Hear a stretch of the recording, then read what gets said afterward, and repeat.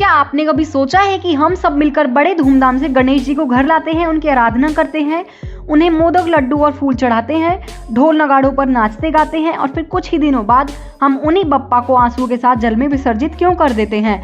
अगर भगवान हमारे सुख दुख का साथी है तो फिर हम उन्हें खुद ही क्यों विदा कर देते हैं? यह सवाल हर किसी के मन में उठता है और यहीं से शुरुआत होता है गणेश विसर्जन का गूढ़ रहस्य। गणेश चतुर्थी का यह त्योहार केवल पूजा अर्चना भर नहीं बल्कि जीवन और मृत्यु के असली अर्थ को समझाने वाला संदेश है।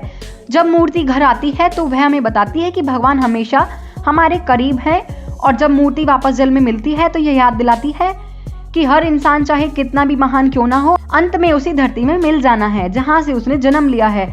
आज हम विस्तार से समझेंगे कि गणेश विसर्जन क्यों होता है, इसके पीछे धार्मिक कथा क्या है, इतिहास क्या कहता है, लोकमान्य तिलक ने इसे राष्ट्रीय पर्व कैसे बनाया, विज्ञान और पर्यावरण इसके बारे में क्या संदेश देते हैं, और आखिरकार यह विदाई हमें कौन सी गहरी सीख देकर जाती है। तो वीडियो में आगे बढ़ने से पहले चैनल को सब्सक्राइब कर देना, वीडियो को लाइक कर देना ताकि आने वाली वीडियो की नोटिफिकेशन आप तक पहुंच जाए। चलिए वीडियो को शुरू करते हैं। गणेश जी को विघ्नहर्ता कहा जाता है, जो हर समस्या को दूर करते हैं। माना जाता है कि जब भक्त गणेश चतुर्थी पर उनकी मूर्ति घर में स्थापित करते हैं तो वे सचमुच उस घर में प्रवेश करते हैं और पूरे 10 दिन तक वहां रहकर अपने भक्तों की सारी परेशानियां दूर करते हैं। लेकिन शास्त्र कहते हैं कि गणेश जी हमेशा के लिए हमारे घर में नहीं रह सकते, क्योंकि वे कैलाश पर्वत पर माता पार्वती और भगवान शिव के साथ रहते हैं। इसलिए कुछ दिनों बाद उन्हें विदा करना जरूरी होता है। यह विदाई सिर्फ विदाई नहीं बल्कि यह विश्वास भी है कि वे अगले साल फिर लौटेंगे और भक्तों को आशीर्वाद देंगे। विसर्जन का मतलब यह भी है कि भगवान का असली रूप मूर्ति में नहीं बल्कि हमारी आस्था में है। मिट्टी की मूर्ति तो केवल एक प्रतीक है, असली गणपति तो हमारे विश्वास में रहते हैं। पौराणिक कथाओं के अनुसार माता पार्वती ने स्नान के समय अपने शरीर की मिट्टी से गणेश जी को बनाया और उन्हें बाहर द्वार पर पहरा देने के लिए खड़ा कर दिया।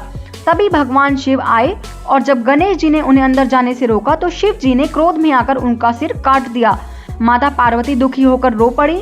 तब देवताओं के कहने पर भगवान शिव ने गणेश जी को हाथी का सर लगाकर पुनर्जीवित किया। इस कथा से यह संदेश मिलता है कि मिट्टी से बना शरीर नश्वर है लेकिन आत्मा अमर है। विसर्जन इसी सिद्धांत को दर्शाता है कि देह मिट्टी में मिल जाती है पर आत्मा अमर रहती है और हमेशा भगवान से जुड़ी रहती है। गणेशोत्सव पहले केवल घरों में मनाया जाता था, लेकिन लोकमान्य बाल गंगाधर तिलक ने इसे एक सार्वजनिक पर्व बना दिया। 1893 में तिलक ने अंग्रेजों की गुलामी के खिलाफ लोगों को एकजुट करने के लिए गणेशोत्सव को सामाजिक और राष्ट्रीय रूप दिया।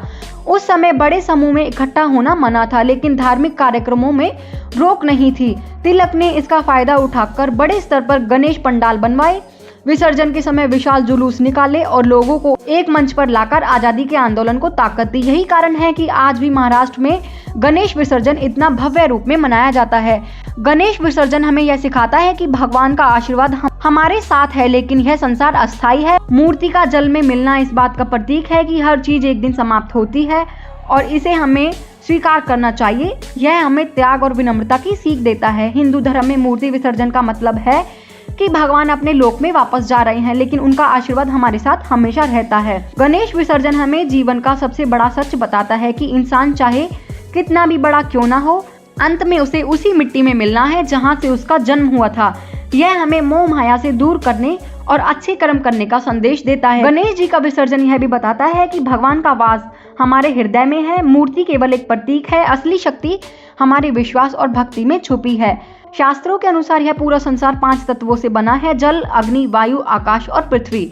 मूर्ति को मिट्टी से बनाना और फिर उसे जल में विसर्जित करना इसी चक्र का प्रतीक है। यह हमें याद दिलाता है कि जन्म और मृत्यु केवल एक यात्रा है जहां हर जीव अंत में 5 तत्वों में मिल जाता है।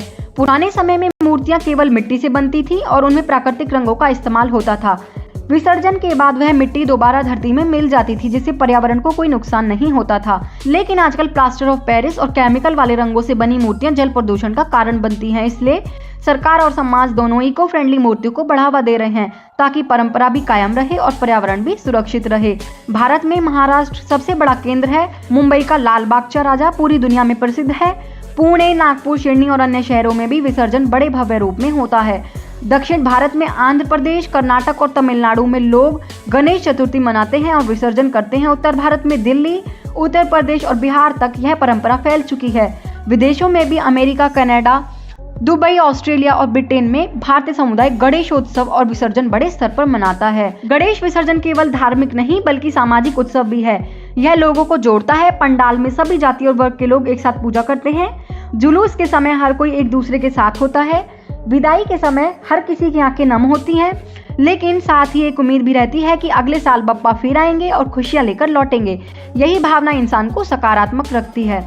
गणेश विसर्जन का गूढ़ रहस्य यही है कि जीवन अस्थायी है और हमें मोह माया में नहीं फंसना चाहिए। यह हमें सिखाता है कि भगवान हमेशा हमारे साथ हैं, चाहे मूर्ति रहे या ना रहे, उनका आशीर्वाद कभी खत्म नहीं होता है। गणेश जी हमें यह संदेश देते हैं कि अच्छे कर्म करो, समाज की सेवा करो और विश्वास रखो, क्योंकि वह हर साल वापस आएंगे और हमारे जीवन को खुशियों से भर देंगे। तो यही है गणेश विसर्जन का रहस्य। अगर आपको वीडियो अच्छा लगा हो तो चैनल को सब्सक्राइब कर देना, वीडियो को लाइक कर देना, ताकि आने वाली वीडियो की नोटिफिकेशन आप तक पहुंच जाए। मिलते हैं अगली वीडियो में, तब तक के लिए जय श्री राम। कमेंट बॉक्स में गणपति बप्पा मोरिया, अगले बरस तू जल्दी आ जरूर लिख देना। चलिए, गणपति बप्पा मोरिया।